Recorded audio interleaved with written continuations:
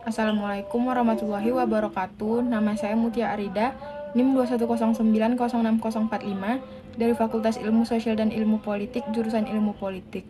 Nah, dalam video kali ini saya akan membahas tentang analisis resolusi konflik agraria sumber daya alam di Aceh. Indonesia memiliki berbagai macam suku, adat, budaya, serta sumber daya alam di dalamnya.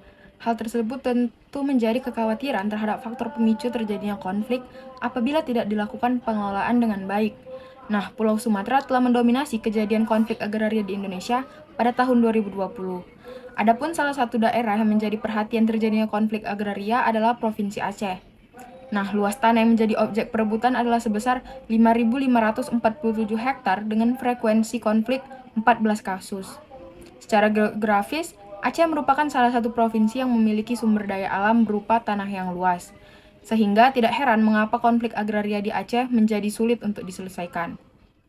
Selain itu juga keberadaan adat, budaya, dan juga kepercayaan di tengah masyarakat Aceh membuat konflik agraria semakin rumit. Persoalan terkait dengan tumpang tindihnya peraturan tentang agraria ataupun tumpang tindih regulasi dan juga kebijakan terhadap izin perkebunan yang seringkali menjadi dasar faktor-faktor penyebab terjadinya konflik di Aceh. Nah, berikut adalah dua hal yang menjadi dasar yang dimana tumpang tindih aturan, regulasi, dan juga kebijakan. Yang pertama itu ada perampasan lahan. Konflik agraria, terutama dalam hal perampasan lahan ini menjadi masalah yang serius di Aceh dan terus meningkat setiap tahunnya.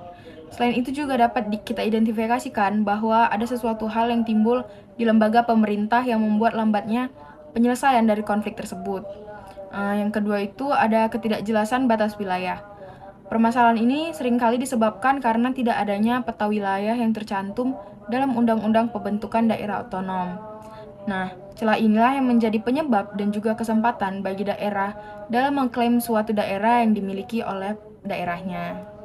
Aceh sebagai daerah otonom menjalankan urusan administrasi daerahnya berdasarkan asas otonomi daerah yang tentu saja tidaklah mudah.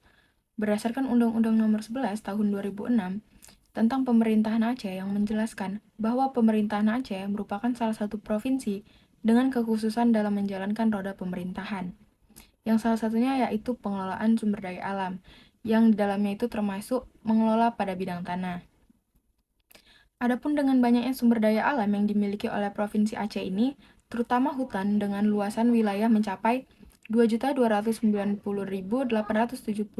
hektar, diikuti dengan lahan perkebunan seluas 800.553 hektar. Selain sumber daya alam seperti tanah dan hutan, sumber daya alam yang menjadi pusat wisata di Aceh juga banyak yang terletak di 9 lokasi, yaitu Taman Burulinge Isa, Cagar Alam Serbajadi, Taman Nasional Gunung Luser, Taman Wisata dan Taman Laut Pulau Weh Sabang, Cagar Alam Janto, Hutan untuk Latihan Gajah atau PLG, Taman Wisata Laut Kepulauan Banyak, dan Suaka Marga Satwa Rawa Singkil.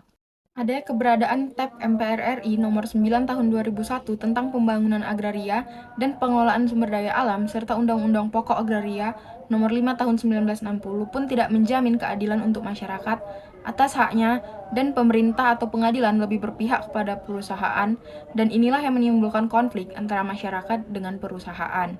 Yang mana perusahaan dengan semena-mena mengambil hak masyarakat, dan di saat penyelesaian, masyarakat yang selalu dirugikan. Hal ini membuktikan keseriusan dari pemerintah dalam menyelesaikan konflik yang terjadi tidaklah begitu serius dan terkesan membiarkan tanpa memikirkan akibat yang terjadi dari konflik tersebut. Hal ini juga menjadi faktor penyebab kenapa konflik agraria sumber daya alam di Aceh masih sering terjadi. Komite Pimpinan Wilayah Solidaritas Mahasiswa untuk Rakyat atau KPW SMUR Lok Semawe dan Aceh Utara mendesak DPR Aceh untuk segera mengesahkan rancangan Konun Pertahanan. Dalam rancangan Konun ada 3 hal penting terkait dengan perbaikan tata kelola pertahanan di Aceh. Yang pertama itu ada penyelesaian konflik perampasan tanah dan redistribusi lahan pertahanan di Aceh, termasuk di dalamnya pemberian lahan untuk mantan kombatan dan korban konflik. Adapun rancangan Konun tersebut lahir atas dasar banyaknya kasus perampasan tanah yang terjadi di Aceh dan digagas oleh dorongan masyarakat sipil Aceh. Dan sangat disayangkan dari pihak DPRA sendiri, seperti tidak ada keseriusan dalam membahas dan mengesahkan rancangan Konun tersebut. Kesimpulan yang saya ambil, resolusi konflik agraria di Indonesia saat ini masih terhambat akibat lembangannya pengawasan dan juga perhatian dari pemerintah dalam melakukan resolusi konflik tersebut. Konflik tersebut terjadi tidak hanya antara masyarakat dengan pemerintah saja, namun juga dapat terjadi antara masyarakat dengan pihak swasta sebagai pemilik perusahaan. Dengan banyaknya faktor yang tertera sebelumnya, maka tidak heran apabila konflik yang terjadi di Provinsi Aceh seringkali terjadi pada sektor agraria sumber daya alam. Kepentingan pada sektor ekonomi sering menjadi landasan bumbu-bumbu konflik yang disertai beberapa faktor-faktor tertentu yang menambah panasnya konflik yang terjadi di Aceh.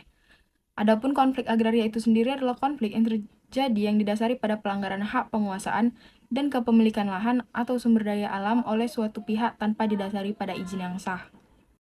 Sekian penjelasan dari saya tentang analisis resolusi konflik agraria sumber daya alam di Aceh.